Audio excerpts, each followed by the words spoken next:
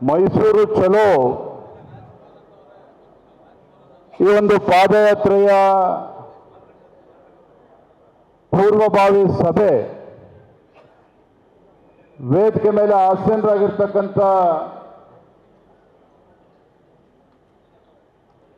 ರಾಜ್ಯದ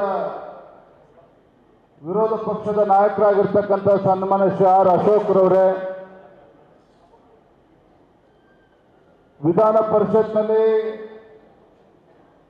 ವಿಪಕ್ಷ ನಾಯಕನನ್ನ ಜವಾಬ್ದಾರಿನ ತೆಗೆದುಕೊಂಡು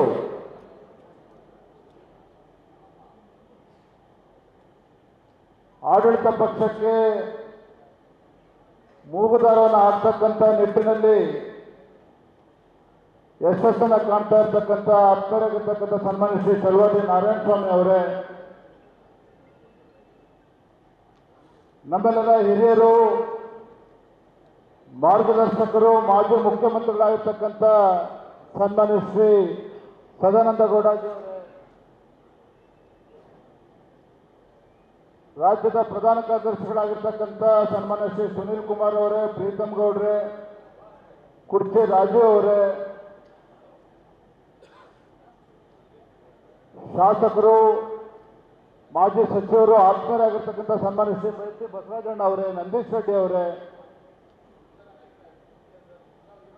ವೇದಿಕೆ ಮುಂಭಾಗದಲ್ಲಿ ಆಸೀನರಾಗಿರ್ತಕ್ಕಂಥ ಎಲ್ಲ ಶಾಸಕ ಮಿತ್ರರೇ, ವಿಧಾನ ಪರಿಷತ್ ಸದಸ್ಯರೇ, ಮಾಜಿ ಶಾಸಕರೇ, ಜಿಲ್ಲೆಯ ಅಧ್ಯಕ್ಷರೇ, ಪಕ್ಷದ ಎಲ್ಲ ಹಿರಿಯ ಕಾರ್ಯಕರ್ತ ಬಂಧುಗಳೇ,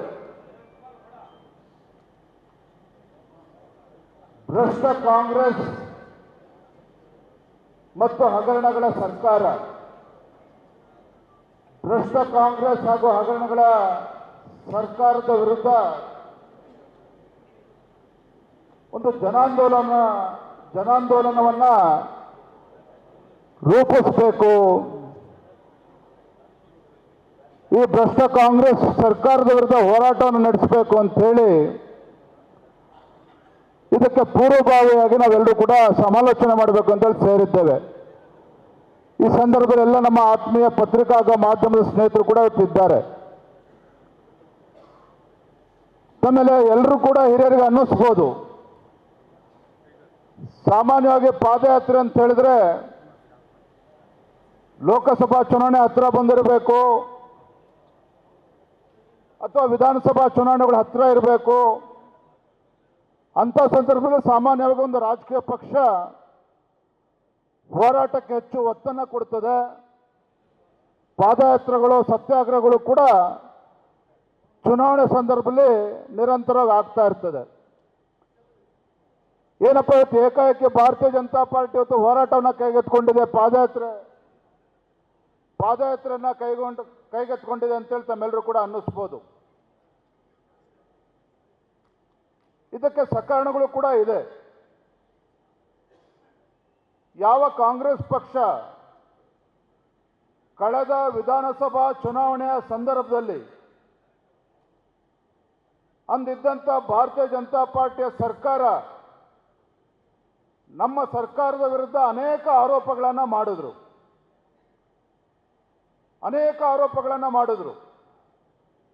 ಸನ್ಮಾನ್ಯ ಬಿ ಎಸ್ ಯಡಿಯೂರಪ್ಪನವರು ಅವರ ಒಂದು ಆಡಳಿತ ಅವಧಿಯಲ್ಲಿ ಬಸವರಾಜ ಬೊಮ್ಮಾಯಿ ಅವರು ಮುಖ್ಯಮಂತ್ರಿಗಳಾಗಿ ಸರ್ಕಾರ ನಡೆಸ್ತಾ ಇರ್ತಕ್ಕಂಥ ಸಂದರ್ಭದಲ್ಲಿ ಅನೇಕ ಜನಪರ ಯೋಜನೆಗಳನ್ನು ಕೊಟ್ಟು ತೀರ್ಮಾನಗಳನ್ನು ತೆಗೆದುಕೊಂಡರೂ ಸಹ ನಮ್ಮ ಮೇಲೆ ಸಾಕಷ್ಟು ಅಪಪ್ರಚಾರವನ್ನು ಕಾಂಗ್ರೆಸ್ ಪಕ್ಷ ಮಾಡೋದ್ರಲ್ಲಿ ಯಶಸ್ವಿ ಆಯಿತು. ಭ್ರಷ್ಟಾಚಾರದ ಬಗ್ಗೆ ನಾನಾ ರೀತಿಯ ಆರೋಪಗಳನ್ನು ನಮ್ಮ ಸರ್ಕಾರದ ಮೇಲೆ ಮಾಡಿದ್ರು. ಮಾಧ್ಯಮದ ಸ್ನೇಹಿತರು ಕೂಡ ಇಲ್ಲಿದ್ದಾರೆ. 40% ಸರ್ಕಾರ ಅನ್ನೋದನ್ನು ಬಹಳ ವ್ಯವಸ್ಥಿತವಾಗಿ ನಮ್ಮ ವಿರುದ್ಧ ಅಪಪ್ರಚಾರವನ್ನು ಮಾಡಿದ್ರು. ನಮ್ಮ ಬಿಜೆಪಿ ಸರ್ಕಾರ, ಅಂದಿನ ಬಿಜೆಪಿ ಸರ್ಕಾರ ಉತ್ತಮ ಸಾಧನೆ ಕೆಲಸವನ್ನು ಮಾಡಿದ್ರೂ ಸಹ ಜನರಿಗೆ ಬಹಳ ಹತ್ತಿರ ಇದ್ರೂ ಸಹ ನಮ್ಮ ಮೇಲೆ ಇರ್ತಕ್ಕಂಥ ಅಪಪ್ರಚಾರಗಳನ್ನು ಮಾಡಿ ರಾಜ್ಯದ ಜನರಿಗೆ ಒಂದು ಸುಳ್ಳನ್ನು 100 ಬಾರಿ ಹೇಳಿ ರಾಜ್ಯದಲ್ಲಿ ಅಧಿಕಾರಕ್ಕೆ ಬರ್ತಕ್ಕಂಥ ವಿಚಾರದಲ್ಲಿ ಕಾಂಗ್ರೆಸ್ ಪಕ್ಷ ಯಶಸ್ವಿ ಆಗಿದೆ. ಸ್ವಾತಂತ್ರ್ಯ ಬಂದ ನಂತರ 50-60 ವರ್ಷಗಳ ಕಾಲ ನಿರಂತರವಾಗಿ ದೇಶದ ಆಡಳಿತ ಚುಕ್ಕಾಣಿ ಹಿಡಿದಂಥ ಕಾಂಗ್ರೆಸ್ ಪಕ್ಷ, ಅದೇ ಹಿಂದಿನ UPA ಸರ್ಕಾರ ಇದ್ದಾಗ 10-12 ಲಕ್ಷ ಕೋಟಿ ಅವ್ಯವಹಾರದಲ್ಲಿ ಮುಳುಗಿದಂಥ ಕಾಂಗ್ರೆಸ್ ಪಕ್ಷದ ಮುಖಂಡರ ಬಾಯಲ್ಲಿ ಭ್ರಷ್ಟಾಚಾರದ ಮಾತುಗಳನ್ನು ಕೇಳಬೇಕಾಯ್ತು. ನಾವು ಭ್ರಷ್ಟಾಚಾರದ ಆರೋಪಗಳು ನಮ್ಮ ಮೇಲೆ ಬರ್ತಕ್ಕಂಥ ವಿಚಾರವನ್ನು ಕೇಳಬೇಕಂತಾಯಿತು. ನಾವು ಅದು ಹೇಳಿದ್ವಿ, ಕಾಂಗ್ರೆಸ್ ಮುಖಂಡರ ಬಾಯಲ್ಲಿ ಭ್ರಷ್ಟಾಚಾರದ ಬಗ್ಗೆ ಮಾತುಗಳನ್ನು ಕೇಳಿದ್ರೆ, ಕಾಂಗ್ರೆಸ್ ಪಕ್ಷದ ಮುಖಂಡರ ಬಾಯಲ್ಲಿ ನಮ್ಮ ಮೇಲೆ ಭ್ರಷ್ಟಾಚಾರದ ಟೀಕೆಗಳನ್ನು ಮಾಡಿದ್ರೆ ಭೂತದ ಬಾಯಲ್ಲಿ ಭಗವದ್ಗೀತೆ ಕೇಳಿದಂಗೆ ಆಗ್ತದೆ ಅನ್ನೋ ಮಾತುಗಳನ್ನು ಕೂಡ ನಾವು ಹೇಳಿದ್ವಿ. ಅದನ್ನು ಒಪ್ಕೋಬೇಕಾಗ್ತದೆ. ಸಾಕಷ್ಟು ಅಪಪ್ರಚಾರ, ಸುಳ್ಳು ಪ್ರಚಾರದಲ್ಲಿ ಯಶಸ್ವಿಯಾದಂಥ ಕಾಂಗ್ರೆಸ್ ಪಕ್ಷ ರಾಜ್ಯದಲ್ಲಿ ಸ್ಪಷ್ಟ ಬಹುಮತದೊಂದಿಗೆ ಅಧಿಕಾರಕ್ಕೆ ಬಂದಿದೆ ಅಂತಕ್ಕಂಥದ್ದು ನಾವು ಒಪ್ಕೊಳ್ಳೇಬೇಕಾಗ್ತದೆ.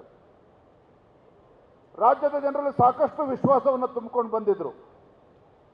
ಕಾಂಗ್ರೆಸ್ ಪಕ್ಷ ರಾಜ್ಯದಲ್ಲಿ ಅಧಿಕಾರಕ್ಕೆ ಬಂದ ನಂತರದಲ್ಲಿ ನಾವು ಉತ್ತಮ ಆಡಳಿತನ ಕೊಡ್ತೇವೆ, ಒಂದು ಭ್ರಷ್ಟಾಚಾರ ರಹಿತ ಸರ್ಕಾರವನ್ನು ಜನರಿಗೆ ಭ್ರಷ್ಟಾಚಾರ ರಹಿತ ಆಡಳಿತನ ರಾಜ್ಯದಲ್ಲಿ ಕೊಡ್ತೇವೆ ಅಂತೇಳಿ ಭರವಸೆನ ಇಟ್ಟು ರಾಜ್ಯದಲ್ಲಿ ಅಧಿಕಾರಕ್ಕೆ ಬಂತು. ಸನ್ಮಾನ್ಯ ಸಿದ್ದರಾಮಯ್ಯನವರು ಮುಖ್ಯಮಂತ್ರಿಗಳಾದರು. ಬಂದ್ರೆ ಸರ್ಕಾರ ಬಂದು 15 ತಿಂಗಳುಗಳು ಕಳೆದಿದೆ. ಅಭಿವೃದ್ಧಿ ಬಗ್ಗೆ ಯಾರೂ ಕೂಡ ಚಕಾರ ಎತ್ತುತ್ತಾ ಇಲ್ಲ. ಮುಖ್ಯಮಂತ್ರಿಗಳಾದಿಯಾಗಿ ಸಚಿವರು, ಶಾಸಕರು ಈ ಸರ್ಕಾರ ಕಳೆದ 15 ತಿಂಗಳಲ್ಲಿ ಯಾವುದೇ ಒಂದು ಹೊಸ ಯೋಜನೆಯನ್ನ ಇವರು ಘೋಷಣೆ ಮಾಡೋದಕ್ಕೆ ಸಾಧ್ಯ ಆಗಲಿಲ್ಲ. ವಿರೋಧ ಪಕ್ಷದ ಶಾಸಕರು ಇರ್ಬೋದು, ಆಡಳಿತ ಪಕ್ಷದ ಶಾಸಕರು ಇರ್ಬೋದು, ಮುಖ್ಯಮಂತ್ರಿಗಳ ಹತ್ರ ಹೋಗಿ ಒಂದು ಪತ್ರವನ್ನು ತೆಗೆದುಕೊಂಡು ಹೋಗೋದಕ್ಕೆ ಸಾಧ್ಯ ಆಗ್ತಾ ಇಲ್ಲ. ಮಾನ್ಯ ಮುಖ್ಯಮಂತ್ರಿಗಳೇ, ನಾವು ನಮ್ಮ ಕ್ಷೇತ್ರದ ಜನರ ವಿಶ್ವಾಸನ ತೆಗೆದುಕೊಂಡು ಬಂದಿದ್ದೇವೆ, ನಮ್ಮ ಸ್ವಕ್ಷೇತ್ರದಲ್ಲಿ ಅಭಿವೃದ್ಧಿ ಕೆಲಸವನ್ನು ಮಾಡ್ತೇವೆ ಅಂತೇಳಿ ಭರವಸೆನ ಕೊಟ್ಟು ಇವತ್ತು ನಮ್ಮ ಕ್ಷೇತ್ರದ ಜನರು ನಮಗೆ ಶಾಸಕರಾಗಿ ನಮ್ಮ ಆಯ್ಕೆ ಮಾಡಿ ಕಳಿಸಿದ್ದಾರೆ. ದಯವಿಟ್ಟು ಈ ಅಭಿವೃದ್ಧಿ ಕೆಲಸಗಳನ್ನು ಮಾಡಿಕೊಡಿ ಅಂತೇಳಿ ಪತ್ರ ತೆಗೆದುಕೊಂಡು ಹೋದ್ರೆ ಮುಖ್ಯಮಂತ್ರಿಗಳ ಬಾಯಿನಲ್ಲಿ ಬರ್ತಕ್ಕಂಥ ಮಾತು ಏನಪ್ಪ ಅಂತ ಹೇಳಿದ್ರೆ, ಏನ್ರಿ ಅಭಿವೃದ್ಧಿ ಕೆಲಸ, ಗ್ಯಾರಂಟಿಗಳು ಕೊಡೋದಿಲ್ಲೇನ್ರಿ, ಗ್ಯಾರಂಟಿ ಕೊಡ್ತಾ ಇದ್ದೇವೆ, ಅದೇ ಅಭಿವೃದ್ಧಿ ಕೆಲಸ ಮಾಡೋದಕ್ಕೆ ₹1 ಕೂಡ ಕೊಡೋದಕ್ಕೆ ಸಾಧ್ಯ ಇಲ್ಲ, ತಾಳ್ಮೆಯಿಂದ ಇರಿ ಅಂತೇಳಿ ಸ್ವತಃ ಮುಖ್ಯಮಂತ್ರಿಗಳು ಆಡಳಿತ ಪಕ್ಷದ ಶಾಸಕರು ಹೇಳಿ ಕಳಿಸ್ತಾ ಇರ್ತಕ್ಕಂಥದ್ದು ಕೂಡ ಅನೇಕ ಉದಾಹರಣೆಗಳನ್ನು ನೋಡಿದ್ದೇವೆ ನಾವು. ಒಂದು ಕಡೆ ಅಭಿವೃದ್ಧಿ ಅಂತಕ್ಕಂಥದ್ದು ಶುರುವೇ ಆಗಿಲ್ಲ, ಸ್ಥಗಿತ ಅಂತಕ್ಕಂಥದ್ದು ದೂರದ ಮಾತು. ನಮ್ಮ ಬಿಜೆಪಿ ಸರ್ಕಾರ ಇದ್ದಂಥ ಸಂದರ್ಭದಲ್ಲಿ ಕೊಟ್ಟಿರ್ತಕ್ಕಂಥ ಅನುದಾನಗಳನ್ನು ನಿಲ್ಲಿಸ್ತಕ್ಕಂಥ ಕೆಲಸ ಮಾಡಿದ್ರು. ಈ ಸರ್ಕಾರ, ಹೊಸ ಸರ್ಕಾರ, ಕಾಂಗ್ರೆಸ್ ಸರ್ಕಾರ ಬಂದ ಮೇಲೆ ಅಭಿವೃದ್ಧಿ ಅಂತಕ್ಕಂಥದ್ದು ಮರೀಚಿಗೆ ಯಾವುದೇ ಅಭಿವೃದ್ಧಿ ಕೆಲಸ ಕಾರ್ಯಗಳು ಯಾವುದೂ ಕೂಡ ಶುರುವೇ ಆಗಿಲ್ಲ. ಮತ್ತೊಂದು ಕಡೆ ಗ್ಯಾರಂಟಿಗಳು, ಯಾವ ಗ್ಯಾರಂಟಿಗಳ ಬಗ್ಗೆ ಇಡೀ ದೇಶಾದ್ಯಂತ ಪ್ರಚಾರವನ್ನು ತೆಗೆದುಕೊಂಡ್ರು. ನಮ್ಮ ಕರ್ನಾಟಕ ರಾಜ್ಯದಲ್ಲಿ ಕಾಂಗ್ರೆಸ್ ಸರ್ಕಾರ ಕೊಡ್ತಕ್ಕಂಥ ಗ್ಯಾರಂಟಿಗಳ ಬಗ್ಗೆ ರಾಜ್ಯದಲ್ಲಿ ಪ್ರಚಾರದ ಜೊತೆಗೆ ಇಡೀ ದೇಶಾದ್ಯಂತ ಪ್ರಚಾರವನ್ನು ತೆಗೆದುಕೊಂಡ್ರು. ಸ್ನೇಹಿತರೆ, ಗೊತ್ತಿರಲಿ, ಯಾವ ಗ್ಯಾರಂಟಿಗಳ ಬಗ್ಗೆ ಮಾತನಾಡ್ತಾ ಇದ್ರು ಇವತ್ತು ರಾಜ್ಯದ ಪರಿಸ್ಥಿತಿ ಏನಾಗಿದೆ ಅಂತ ಹೇಳಿದ್ರೆ, ಲೋಕಸಭಾ ಚುನಾವಣೆ ಮತದಾನ ಆಗ್ತಕ್ಕಂಥ 3 ದಿನ ಮುಂಚೆ, ಲೋಕಸಭಾ ಚುನಾವಣೆಗೆ ಮತದಾನ ಆಗ್ತಕ್ಕಂಥ 3 ದಿನ ಮುಂಚೆ ಆ ಗ್ಯಾರಂಟಿಗಳು ಹಣ ಏನು ಹೋಗಬೇಕಾಗಿತ್ತು ರಾಜ್ಯದ ಜನರ ಅಕೌಂಟಿಗೆ ಹೋಗ್ತದೆ. ಅದು ಎಲ್ಲರ ಅಕೌಂಟಿಗೆಲ್ಲ 30%, 40%, 50% ಹೋಗ್ತದೆ ಅಷ್ಟೇ. ಗೃಹಲಕ್ಷ್ಮಿ ಅದಾದ್ಮೇಲೆ ಅಲ್ಲಿಗೆ ಸ್ಥಗಿತ. ಇನ್ನು ಬೇರೆ ಬೇರೆ ಇವತ್ತು ಗ್ಯಾರಂಟಿಗಳ ಬಗ್ಗೆ ಎಲ್ಲವೂ ಕೂಡ ಸ್ಥಗಿತ ಆಗಿರ್ತಕ್ಕಂಥದ್ದು. ಅಂದರೆ ಕಾಂಗ್ರೆಸ್ ಪಕ್ಷದ ಗ್ಯಾರಂಟಿ ಏನಪ್ಪಾ ಅಂತ ಹೇಳಿದ್ರೆ, ಚುನಾವಣೆ ಹತ್ತಿರ ಬಂದಾಗ ಅಕೌಂಟಿಗೆ ಜಮಾ ಆಗ್ತದೆ, ಚುನಾವಣೆ ಮುಗೀತು ಅಂದರೆ ಅದು ಕೂಡ ಬಂದಾಗ್ತದೆ. ನಿಮ್ಗೆ ಗೊತ್ತಿಲ್ಲ, ನಿಮ್ಮ ಕ್ಷೇತ್ರದಲ್ಲಿ ನೀವು ತಿಳ್ಕೊಳ್ಳಿ, ಯಾರದೇ ಅಕೌಂಟಿಗೂ ಹಣ ಹೋಗ್ತಾ ಇಲ್ಲ. ಮತ್ತೊಂದು ಕಡೆ ಉಚಿತ ಬಸ್ ಅಂತ ಏನು ಹೇಳ್ತಾ ಇದ್ದಾರೆ, ಇವತ್ತು KSRTCಗೆ 4,000 ಕೋಟಿ ರೂಪಾಯಿ ಇವತ್ತು ರಾಜ್ಯ ಸರ್ಕಾರ ಹಣ ಕೊಡಬೇಕಾಗಿದೆ. KSRTCಗೆ ಹಣ ತುಂಬಿಸ್ತಕ್ಕಂಥ ಕೆಲಸ ರಾಜ್ಯ ಸರ್ಕಾರ ಮಾಡ್ತಾ ಇಲ್ಲ.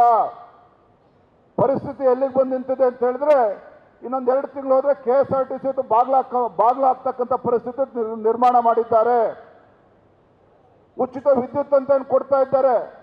ಆ ಹಣನೂ ಕೂಡ ಕಾರ್ಪೊರೇಷನ್ಗಳಿಗೆ ಇವತ್ತು ದುಡ್ಡು ಜಮಾ ಮಾಡ್ತಾ ಇಲ್ಲ ರಾಜ್ಯ ಸರ್ಕಾರ. ಇವತ್ತು ಆ ಕಾರ್ಪೊರೇಷನ್ಗಳು ಕೂಡ ಬಾಗ್ಲು ಆಗ್ತಕ್ಕಂಥ ಪರಿಸ್ಥಿತಿ ಬಂದಿದೆ. ಇದು ಒಂದು ಕಡೆ. ಮತ್ತೊಂದು ಕಡೆ ಭ್ರಷ್ಟಾಚಾರ. ತಾವು ನೋಡ್ತಾ ಇದ್ರಿ, ಕಳೆದ 2 ತಿಂಗಳಿಂದ ನನಗೆ ಹೆಮ್ಮೆ ಅನಿಸ್ತದೆ. ಯಾಕೆ ನಾವು ನಿರಂತರವಾಗಿ ನಾವು ಹೋರಾಟಗಳನ್ನು ಮಾಡ್ಕೊಂಡು ಬಂದಿದ್ದೇವೆ. ಲೋಕಸಭಾ ಚುನಾವಣೆ ಆಗಿದೆ, ನಮ್ಮ ಕಾರ್ಯಕರ್ತರು ಬಹಳ ವಿಶ್ರಾಂತಿ ತೆಗೆದುಕೊಳ್ತಿದ್ದಾರೆ ಅನ್ನೋದಿಲ್ಲ.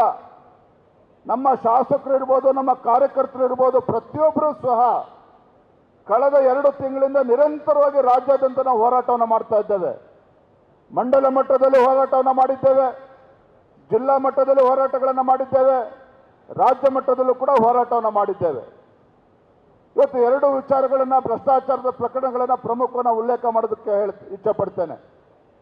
ಮೊದಲನೇದು ವಾಲ್ಮೀಕಿ ಅಭಿವೃದ್ಧಿ ನಿಗಮದ ಹಗರಣ. ಯಾವ ಚಂದ್ರಶೇಖರ್ ಶಿವಮೊಗ್ಗದಲ್ಲಿ ಆತ್ಮಹತ್ಯೆ ಮಾಡ್ಕೊಳ್ತಾನೆ, ಲೆಕ್ಕಾಧಿಕಾರಿ, ವಾಲ್ಮೀಕಿ ಅಭಿವೃದ್ಧಿ ನಿಗಮದ ಲೆಕ್ಕಾಧಿಕಾರಿ ಶಿವಮೊಗ್ಗದಲ್ಲಿ ಆತ್ಮಹತ್ಯೆ ಮಾಡ್ಕೊಳ್ತಾನೆ. ಒಂದು ಸ್ಯೂಸೈಡ್ ನೋಟನ್ನು ಕೂಡ, ಡೆತ್ ನೋಟನ್ನು ಕೂಡ ಬರೆದಿಟ್ಟು ಆತ್ಮಹತ್ಯೆ ಮಾಡ್ಕೊಳ್ತಾನೆ. ಆ ಡೆತ್ ನೋಟಲ್ಲಿ ಸ್ವತಃ ಚಂದ್ರಶೇಖರ್ ಆತ್ಮಹತ್ಯೆ ಮಾಡ್ಕೊಳ್ತಕ್ಕಂಥ ಸಂದರ್ಭ ಡೆತ್ ನೋಟಲ್ಲಿ ಯಾವ ಮಂತ್ರಿಗಳು ಈ ಹಗರಣದಲ್ಲಿ ಭಾಗಿಯಾಗಿದ್ದಾರೆ, ಯಾವ ಮಂತ್ರಿಗಳು ವಾಲ್ಮೀಕಿ ಅಭಿವೃದ್ಧಿ ನಿಗಮದಲ್ಲಿ ಈ ಹಗರಣದಲ್ಲಿ ಭಾಗಿಯಾಗಿದ್ದಾರೆ ಅಂತಕ್ಕಂಥದ್ದನ್ನ ಸ್ಪಷ್ಟವಾಗಿ ಉಲ್ಲೇಖ ಮಾಡ್ತಾನೆ. ಆದರೆ ದುರಂತ ಏನಪ್ಪ ಅಂತ ಹೇಳಿದ್ರೆ, ಈ ರಾಜ್ಯದ ಮುಖ್ಯಮಂತ್ರಿಗಳು ಆ ಡೆತ್ ನೋಟ್ ನೋಡಿದ ಮೇಲೂ ಸಹ ಈ ಒಂದು ಪ್ರಕರಣ ಏನಿದೆ ಅದ್ರ ಬಗ್ಗೆ ಪ್ರತಿಕ್ರಿಯೆ ನೀಡ್ತಾ ಮುಖ್ಯಮಂತ್ರಿಗಳು ಹೇಳ್ತಾರೆ, ವಾಲ್ಮೀಕಿ ಅಭಿವೃದ್ಧಿ ನಿಗಮದಲ್ಲಿ ಯಾವುದೇ ಹಗರಣ ನಡೆದಿಲ್ಲ, ಯಾವುದೇ ಹಗರಣ ನಡೆದಿಲ್ಲ ಅಂತೇಳಿ ಸ್ವತಃ ಮುಖ್ಯಮಂತ್ರಿಗಳು ಹೇಳ್ತಾರೆ. ಎಂಥ ದುರಂತ ನೋಡಿ. ಮತ್ತೊಂದು ಕಡೆ ಯಾವ ಯೂನಿಯನ್ ಬ್ಯಾಂಕ್ ಆಫ್ ಇಂಡಿಯಾ ಅವರು ಕೂಡ ಕೆಲವು ಅಧಿಕಾರಿಗಳು ಶಾಮೀಲಾಗಿದ್ದಾರೆ ಅಂತೇಳಿ ಪತ್ರಿಕೆಯಲ್ಲಿ ಬಂದಂಥ ನಂತರದಲ್ಲಿ ಯೂನಿಯನ್ ಬ್ಯಾಂಕ್ ಆಫ್ ಇಂಡಿಯಾ CBIಗೆ ಪತ್ರ ಬರೀತಾರೆ. ಸ್ವಾಮಿ, ಇದು 2 ಕೋಟಿ 3 ಕೋಟಿ ಅಲ್ಲ, 187 ಕೋಟಿ ಭ್ರಷ್ಟಾಚಾರದ ಪ್ರಕರಣ ಇದು ಕಾಂಗ್ರೆಸ್ ಸರ್ಕಾರದಲ್ಲಿ ಆಗಿರ್ತಕ್ಕಂಥದ್ದು. 187 ಕೋಟಿ ಭ್ರಷ್ಟಾಚಾರವನ್ನ ವಾಲ್ಮೀಕಿ ಅಭಿವೃದ್ಧಿ ನಿಗಮದಲ್ಲಿ ಆಗಿರ್ತಕ್ಕಂಥದ್ದು. ಹಾಗಾಗಿ CBI ಅವರು ತನಿಖೆ ಮಾಡಬೇಕು ಅಂತೇಳಿ ಯೂನಿಯನ್ ಬ್ಯಾಂಕ್ ಆಫ್ ಇಂಡಿಯಾ ಬರೀತಕ್ಕಂಥ ಪತ್ರ ಅದು. ಒಂದು ನಿಮಗೆ ಗೊತ್ತಿರಲಿ, ಕಾಂಗ್ರೆಸ್ ಪಕ್ಷರು ಪದೇ ಪದೇ ನಮ್ಮ ಮೇಲೆ ಆರೋಪ ಮಾಡ್ತಾರೆ, ಕೇಂದ್ರ ಸರ್ಕಾರ CBIನ ಬಳಸ್ಕೊಳ್ತದೆ, ಕೇಂದ್ರ ಸರ್ಕಾರ EDಯನ್ನು ಬಳಸ್ಕೊಳ್ತದೆ, ಸರ್ಕಾರವನ್ನು ಅಸ್ಥಿರಗೊಳಿಸ್ತಕ್ಕಂಥ ಪ್ರಯತ್ನ ಮಾಡ್ತದೆ ಅಂತೇಳಿ ಆಡಳಿತ ಪಕ್ಷದವರು ಬೊಬ್ಬೆ ಹೊಡಿತಾರೆ. ಆದರೆ ಯಾಕೆ CBI ಬಂತು ಅಂತ ಹೇಳಿದ್ರೆ, ತಮ್ಗಳಿಗೆ ಗೊತ್ತಿರಲಿ, ಪತ್ರಿಕೆಗಳೆಲ್ಲ ತಾವು ಓದಿದ್ದೀರಿ, 3 ಕೋಟಿಗೂ ಹೆಚ್ಚು ರೂಪಾಯಿ ಹಗರಣ ಆಗಿದ್ರೆ, ಯಾವುದೇ ಸರ್ಕಾರದಲ್ಲಿ 3 ಕೋಟಿಗೂ ಹೆಚ್ಚು ಮೊತ್ತದ ಹಗರಣ ಆಗಿದ್ರೆ ಅದು CBI ತನಿಖೆನೇ ಮಾಡಬೇಕು ಅಂತಕ್ಕಂಥದ್ದು ಕಾನೂನಿದೆ. ಅದಕ್ಕೆ ಹೈಕೋರ್ಟು ಕೂಡ ಆದೇಶ ಮಾಡಬೇಕಂತ ಅವಶ್ಯಕತೆ ಇಲ್ಲ, ರಾಜ್ಯ ಸರ್ಕಾರನೂ ಕೂಡ CBI ತನಿಖೆ ಮಾಡಬೇಕು ಅಂತೇಳಿ ಆದೇಶ ಮಾಡ್ತಕ್ಕಂಥ ಅವಶ್ಯಕತೆ ಇಲ್ಲ. ಯೂನಿಯನ್ ಬ್ಯಾಂಕ್ ಆಫ್ ಇಂಡಿಯಾ CBIಗೆ ಪತ್ರ ಬರೆದಂಥ ನಂತರದಲ್ಲಿ ರಾಜ್ಯ ಸರ್ಕಾರ ಗಾಬರಿಯಾಗಿ ರಾತ್ರೋರಾತ್ರಿ SITಯನ್ನು ಕಾನ್ಸ್ಟಿಟ್ಯೂಟ್ ಮಾಡ್ತಾರೆ. ಏನು SIT ಅಂತ ಹೇಳಿದ್ರೆ, ನಮ್ಮ ಹಿರಿಯರಾಗಿರ್ತಕ್ಕಂಥ ಸುರೇಶ್ ಕುಮಾರ್ ಅವರು ಸದನದಲ್ಲಿ ಹೇಳಿದರು, SIT ಅಂತ ಹೇಳಿದ್ರೆ Siddaramaiah investigation team, Siddaramaiah Shivakumar investigation team ಅಂತೇಳಿ ನಮ್ಮ ಹಿರಿಯ ಸದಸ್ಯರು ಸದನದ ಒಳಗಡೆ ಹೇಳಿದರು. ಏನು ಕಾಂಗ್ರೆಸ್ ಶಾಸಕರು ಬೊಬ್ಬೆ ಹೊಡೆದ್ರು. ಆದರೆ ಯಾಕೆ ನಾವು ಇವತ್ತು BJP ಅವರದನ್ನು ಸಿದ್ದರಾಮಯ್ಯ ಇನ್ವೆಸ್ಟಿಗೇಷನ್ ಟೀಮ್ ಅಂತ ಹೇಳ್ತೀವಿ ಅಂತ ಹೇಳಿದ್ರೆ, ಯಾವಾಗ CBI ಕುಣಿಕೆ ಆಗ್ತದೆ, CBI ತನಿಖೆ ಆಗ್ತದೆ ಅಂತೇಳಿ ಆತುರವಾಗಿ SITಯನ್ನು ಘಟನೆ ಮಾಡ್ತಾರೆ. ಆದರೆ ವಿಚಿತ್ರ ಅಂತ ಹೇಳಿದ್ರೆ, ಯಾವ SIT ಘಟನೆ ಆಗ್ತದೆ 1.5 ತಿಂಗಳಲ್ಲಿ ಒಂದು ದಿನವೂ ಕೂಡ ಆ SIT ಆ ಸಚಿವರಾಗಿರ್ತಕ್ಕಂಥ ನಾಗೇಂದ್ರವನ್ನ ಕರೆದು ತನಿಖೆ ಕರೆಯೋದಿಲ್ಲ, ಎನ್ಕ್ವೈರಿ ಕರೆಯೋದಿಲ್ಲ. ಯಾವಾಗ ನಾವು BJP ಹೋರಾಟ ಜಾಸ್ತಿ ಆಗ್ತಾ ಇತ್ತು, ದಿನೇ ದಿನೇ ಹೋರಾಟದ ಕಿಚ್ಚು ಜಾಸ್ತಿ ಆಗ್ತಾ ಇದ್ದಂಥ ಸಂದರ್ಭದಲ್ಲಿ ಮುಖ್ಯಮಂತ್ರಿಗಳು ಬಲವಂತವಾಗಿ ನಾಗೇಂದ್ರ ಅವರ ರಾಜೀನಾಮೆಯನ್ನು ತೆಗೆದುಕೊಳ್ತಾರೆ, ಸಚಿವರ ರಾಜೀನಾಮೆ. SIT ಎನ್ಕ್ವೈರಿ ಮಾಡೋದಿಲ್ಲ, CBI ತನಿಖೆ, ಅದಾದಮೇಲೆ ಎನ್ಫೋರ್ಸ್ಮೆಂಟ್ ಡೈರೆಕ್ಟರೇಟ್ ಅದು ಕೂಡ ತನಿಖೆ ಶುರು ಮಾಡ್ತದೆ. ಎನ್ಫೋರ್ಸ್ಮೆಂಟ್ ಡೈರೆಕ್ಟರೇಟ್ ಅಲ್ಲಿ ಗೊತ್ತಾಗ್ತದೆ ಈ 187 ಕೋಟಿ ಯಾವ 187 ಕೋಟಿ ಇವತ್ತು ರಾಜ್ಯದಲ್ಲಿರ್ತಕ್ಕಂಥ ಪರಿಶಿಷ್ಟ ಪಂಗಡಗಳ ಜನರ ಅಭಿವೃದ್ಧಿಗೋಸ್ಕರ ಮೀಸಲಿಟ್ಟಿರ್ತಕ್ಕಂಥ ಹಣವನ್ನ ಈ ಕಾಂಗ್ರೆಸ್ ಸರ್ಕಾರ ಲೂಟಿ ಮಾಡಿ ತೆಲಂಗಾಣದಲ್ಲಿ ಹೈದರಾಬಾದ್ನ ಬಂಜಾರಾ ಹಿಲ್ಸ್ನಲ್ಲಿ 10 ಕಂಪ್ನಿಗಳ ಹೆಸರಿನಲ್ಲಿ ಬ್ಯಾಂಕ್ ಅಕೌಂಟ್ ಓಪನ್ ಆಗ್ತದೆ. ಯಾವುದಿದು ಬ್ಯಾಂಕ್ ಅಕೌಂಟ್ ಅಂತ ಹೇಳಿದ್ರೆ ಕಂಪ್ನಿಗಳ ಹೆಸರು ಅಂತ ಹೇಳಿದ್ರೆ ಯಾವ ಕಂಪ್ನಿಗಳು ಅಸ್ತಿತ್ವದಲ್ಲೇ ಇಲ್ಲ, ಕಂಪ್ನಿಗಳು ಅಸ್ತಿತ್ವನೇ ಇರಲಿಲ್ಲ ಅಂತ ಕಂಪ್ನಿಗಳ ಹೆಸರಲ್ಲಿ ಬ್ಯಾಂಕ್ ಅಕೌಂಟ್ ಓಪನ್ ಮಾಡಿ ಅಲ್ಲಿಗೆ 106 ಕೋಟಿ ವರ್ಗಾವಣೆ ಮಾಡ್ತಾರೆ. ಆ ಕಂಪ್ನಿಗಳಿಂದ ಸಾವಿರಾರು ಜನ ಇಂಡಿವಿಜುವಲ್ ಅಕೌಂಟ್ಗೆ ಹಣ ಟ್ರಾನ್ಸ್ಫರ್ ಆಗಿ ಅಲ್ಲಿ ದುಡ್ಡು ಡ್ರಾ ಮಾಡಿ ಲೋಕಸಭಾ ಚುನಾವಣೆಯಲ್ಲಿ ಕರ್ನಾಟಕ ರಾಜ್ಯದಲ್ಲೂ ಕೂಡ ಆ ಒಂದು ಪರಿಶಿಷ್ಟ ಪಂಗಡಕ್ಕೆ ಮೀಸಲಿಟ್ಟಿರ್ತಕ್ಕಂಥ ಹಣವನ್ನು ಲೋಕಸಭಾ ಚುನಾವಣೆಯಲ್ಲೂ ಕೂಡ ದುರ್ಬಳಕೆ ಮಾಡಿಕೊಂಡಿದ್ದಾರೆ, ಹೆಂಡ ಖರೀದಿನೂ ಕೂಡ ಮಾಡಿದ್ದಾರೆ ಅಂತಕ್ಕಂಥದ್ದನ್ನ ಇದು ಎನ್ಫೋರ್ಸ್ಮೆಂಟ್ ಡೈರೆಕ್ಟರೇಟ್ ಕೂಡ ಉಲ್ಲೇಖ ಮಾಡಿರ್ತಕ್ಕಂಥದ್ದು. ಭಾರತೀಯ ಜನತಾ ಪಾರ್ಟಿ ಸುಮ್ಮನೆ ಕೂರಲಿಲ್ಲ, ನಿರಂತರವಾಗಿ ಹೋರಾಟವನ್ನು ಮಾಡ್ಕೊಂಡು ಬರ್ತಾ ಇದ್ದೇವೆ. ಯಾವ ಅಹಿಂದ ಹೆಸರು ಹೇಳಿಕೊಂಡು ಅಧಿಕಾರದ ಚುಕ್ಕಾಣಿ ಹಿಡಿದಿರ್ತಕ್ಕಂಥ ರಾಜ್ಯದ ಮುಖ್ಯಮಂತ್ರಿಗಳು ಸಿದ್ದರಾಮಯ್ಯನವರು ಇವತ್ತು ಯಾವ ಅಹಿಂದ ಹೆಸರು ಹೇಳಿಕೊಂಡು ಅಧಿಕಾರಕ್ಕೆ ಬಂದಿದ್ದಾರೋ ಆ ಅಹಿಂದ ಸಮುದಾಯಗಳಿಗೆ ವಂಚನೆ ಮಾಡ್ತಕ್ಕಂಥ ಮೋಸ ಮಾಡ್ತಕ್ಕಂಥ ಕೆಲಸವನ್ನ ಸಿದ್ದರಾಮಯ್ಯ ನೇತೃತ್ವದ ಕಾಂಗ್ರೆಸ್ ಸರ್ಕಾರ ಮಾಡಿರ್ತಕ್ಕಂಥದ್ದು. ಹಾಗಾಗಿ ಭಾರತೀಯ ಜನತಾ ಪಾರ್ಟಿ ನಿರಂತರವಾಗಿ ನಾವು ಹೋರಾಟವನ್ನು ಮಾಡ್ಕೊಂಡು ಬರ್ತಾ ಇರ್ತಕ್ಕಂಥದ್ದು. ಮತ್ತೊಂದು ಕಡೆ ಮೂಢ ಹಗರಣ ತಾವು ಅನ್ಕೋಬಹುದು, ಯಾಕಪ್ಪ ಇದು ಬಿಜೆಪಿಯವರು ಮಾಧ್ಯಮದವ್ರಿಗೆ ಅನಿಸ್ಬೋದು, ಏನು ಮುಖ್ಯಮಂತ್ರಿಗಳು ಅವರ ಕುಟುಂಬಕ್ಕೆ 14 ನಿವೇಶನಗಳನ್ನು ಅಕ್ರಮವಾಗಿ ಪಡೆದುಕೊಂಡಿದ್ದಾರೆ ಅಂತಕ್ಕಂಥದ್ದು ಭಾರತೀಯ ಜನತಾ ಪಾರ್ಟಿ ಹಾಗೂ JDS ಪಕ್ಷ ಮಾಡ್ತಾ ಇರ್ತಕ್ಕಂಥ ಆರೋಪ. ಬಿಜೆಪಿ JDS ಸದನದಲ್ಲಿ ಹೋರಾಟವನ್ನು ಮಾಡಿದ್ದೇವೆ. ಕೆಲವ್ರಿಗೆ ಅನ್ನಿಸ್ಬೋದು, ಏನಪ್ಪ ಬರೀ 14 ಸೀಟಿಗೆ ಇಷ್ಟೊಂದು ಪಾದಯಾತ್ರೆ ಮಾಡ್ತಾರೆ ಅಂತೇಳಿ. ಸಾಧ್ಯ ಇಲ್ಲ. ಇಲ್ಲಿ 2 ವಿಚಾರ ಇದೆ. ಮೈಸೂರಿನ ಮೂಡ ಪ್ರಕರಣದಲ್ಲಿ 2 ವಿಚಾರ ಇದೆ. ಒಂದು, ಸಿದ್ದರಾಮಯ್ಯನವರ ಕುಟುಂಬಕ್ಕೆ 14 ನಿವೇಶನಗಳನ್ನು ಕಾನೂನು ಬಾಹಿರವಾಗಿ ಸಿಕ್ಕಿರ್ತಕ್ಕಂಥದ್ದು. ಇದ್ರ ಬಗ್ಗೆ ನಿಮಗೆ ಎಳ್ಳಷ್ಟು ಅನುಮಾನ ಇರ್ತಕ್ಕಂಥ ಅವಶ್ಯಕತೆ ಇಲ್ಲ. ಏನಪ್ಪ ಮುಖ್ಯಮಂತ್ರಿಗಳೇ ಸ್ವತಃ 2 ತಾಸು ಪತ್ರಿಕಾಗೋಷ್ಠಿಯನ್ನು ಮಾಡಿದ್ದಾರೆ. ನಮ್ಮ ಶ್ರೀವತ್ಸ ಅವರು ಶಾಸಕರು ಇಲ್ಲೇ ಇದ್ದಾರೆ. ಸ್ವತಃ ಮುಖ್ಯಮಂತ್ರಿಗಳು 2 ತಾಸು ಮೂಡ ಬಗ್ಗೆ ಪ್ರೆಸ್ ಮೀಟನ್ನು ಮಾಡ್ತಾರೆ. ಅವರ ಮೂಗು ನೇರಕ್ಕೆ ಏನು ಹೇಳ್ಬೋದು ಆ ಒಂದು ಹೇಳಿಕೆಗಳನ್ನು ನೀಡಿದ್ದಾರೆ. ಆದರೆ ತಾವು ವಿಶ್ವಾಸ ಇಡಿ, ಇವತ್ತು ಮೂಡಾದಲ್ಲಿ ಸಿದ್ದರಾಮಯ್ಯ ಕುಟುಂಬಕ್ಕೆ ಸಿಕ್ಕಿರ್ತಕ್ಕಂಥ 14 ನಿವೇಶನಗಳು ಇವತ್ತಲ್ಲ ನಾಳೆ ಆ 14 ನಿವೇಶನಗಳು ವಾಪಸ್ಸು ಮೂಡಕ್ಕೆ ಬಂದು ಬಡವರ ಪಾಲಾಗ್ತದೆ. ನಿಮ್ಗೆ ಎಳ್ಳಷ್ಟು ಅನುಮಾನ ಇಟ್ಕೊಳ್ತಕ್ಕಂಥ ಅವಶ್ಯಕತೆ ಇಲ್ಲ. ಹಾಗಾದ್ರೆ ಅಷ್ಟಕ್ಕೋಸ್ಕರ ಪಾದಯಾತ್ರೆ ಮಾಡಬೇಕಾ? ಖಂಡಿತ ಇಲ್ಲ. ಯಾವ ಮೂಡಾದಲ್ಲಿ ಬಡವರಿಗೆ ನಿರ್ಗತಿಕರಿಗೆ ಕೊಡಬೇಕಾಗಿರ್ತಕ್ಕಂಥ ನಿವೇಶನಗಳು ಸಿದ್ದರಾಮಯ್ಯನವರು ಕಾಂಗ್ರೆಸ್ ಸರ್ಕಾರ ಬಂದ ನಂತರದಲ್ಲಿ ಸಾವಿರಾರು ಕೋಟಿ ಬೆಲೆ ಬಾಳ್ತಕ್ಕಂಥ ನಿವೇಶನಗಳು ಯಾರು ಬಡವರ ಪಾಲಿಗೆ ಆಗಬೇಕಾಗಿತ್ತೋ ಆ ನಿವೇಶನಗಳನ್ನು ಅವರಿಗೆ ಬೇಕಾಗಿರ್ತಕ್ಕಂಥ ಪುಡಾರಿಗಳಿಗೆಲ್ಲರೂ ಕೂಡ ಹಂಚಿಕೊಂಡಿದ್ದಾರೆ. ಎಷ್ಟು ಕೋಟಿ ಇರ್ಬೋದು? ಈ ಹಗರಣ ಏನಾಗಿದೆ ಮೂಡಾದಲ್ಲಿ, ಏನು ನಿವೇಶನಗಳು ಮನಸೋಚ್ಛೆ ಕೊಟ್ಟಿದ್ದಾರೆ ಅದರ ಬೆಲೆ ಕನಿಷ್ಠ 3ರಿಂದ 4 ಸಾವಿರ ಕೋಟಿ. 3ರಿಂದ 4 ಸಾವಿರ ಕೋಟಿ ಬೆಲೆ ಬಾಳ್ತಕ್ಕಂಥ ನಿವೇಶನಗಳನ್ನು ಮನಸೋಚ್ಛ ಕೊಟ್ಟಿರ್ತಕ್ಕಂಥದ್ದು. ಇದು ಯಾರು ಹೇಳ್ತಾ ಇದ್ದಾರೆ? ಭಾರತೀಯ ಜನತಾ ಪಾರ್ಟಿ ರಾಜ್ಯದ ಅಧ್ಯಕ್ಷನಾಗಿ ನಾನು ಮೊದಲ ಬಾರಿಗೆ ಮಾತನ್ನು ಹೇಳ್ತಲ್ಲ. ಮೂಡಾದಲ್ಲಿ ಹಗರಣ ಆಗಿದೆ, 3ರಿಂದ 4 ಸಾವಿರ ಕೋಟಿ ಹಗರಣ ಆಗಿದೆ ಅಂತೇಳಿ ಮೊದಲ ಬಾರಿ ಬಾಯಿ ಬಿಟ್ಟಿರ್ತಕ್ಕಂಥದ್ದು ಯಾರು ಅಂತ ಹೇಳಿದ್ರೆ ಸ್ವತಃ ಮುಖ್ಯಮಂತ್ರಿ ಸಿದ್ದರಾಮಯ್ಯನವರು ನೇಮಕ ಮಾಡಿರ್ತಕ್ಕಂಥ ಮೂಡಾದ ಅಧ್ಯಕ್ಷ ಆಗಿರ್ತಕ್ಕಂಥ ಮರಿಗೌಡ. ಸರಿನಾ ಶಿವತ್ಸ ಅವರೇ? ಯಾವ ಮುಖ್ಯಮಂತ್ರಿ ಸಿದ್ದರಾಮಯ್ಯನವರು ಮೂಡಾ ಅಧ್ಯಕ್ಷನನ್ನು ನೇಮಕ ಮಾಡಿದ್ದಾರೆ, ಸ್ವತಃ ಮೂಡಾದ ಅಧ್ಯಕ್ಷರು, ಈಗಲೂ ಕೂಡ ಅವರೇ ಅಧ್ಯಕ್ಷರು, ಅವರೇ ಬರೀತಾರೆ ಫೈಲ್ನಲ್ಲಿ ಮೂಡಾ ಕಮಿಷನರಿಗೆ ಸಾವಿರಾರು ಕೋಟಿ ಹಗರಣ ಆಗಿದೆ, ಯಾವುದೇ ಕಾರಣಕ್ಕೂ ಈ ನಿವೇಶನಗಳನ್ನು ಇನ್ನು ಮುಂದೆ ಹಂಚಬಾರ್ದು, ಇದು ತನಿಖೆ ಆಗಬೇಕು, ಯಾವುದೇ ಕಾರಣಕ್ಕೂ ದೊಡ್ಡ ಹಗರಣ ಆಗಿದೆ ನಿಲ್ಲಿಸಬೇಕು ಅಂತೇಳಿ ಸ್ವತಃ ಮೂಡಾ ಅಧ್ಯಕ್ಷರು ಬರೀತಾರೆ. ತದನಂತರದಲ್ಲಿ ಜಿಲ್ಲಾಧಿಕಾರಿ ತನಿಖೆನೂ ಕೂಡ ಮಾಡಿಸ್ತಾರೆ, ತನಿಖಾ ವರದಿನೂ ಕೂಡ ಬರ್ತದೆ. ತನಿಖಾ ವರದಿ ಬಂದು ಜಿಲ್ಲಾಧಿಕಾರಿಗಳು ತನಿಖಾ ವರದಿಯನ್ನು ರಾಜ್ಯ ಸರ್ಕಾರಕ್ಕೆ ಕಳಿಸ್ತಾರೆ.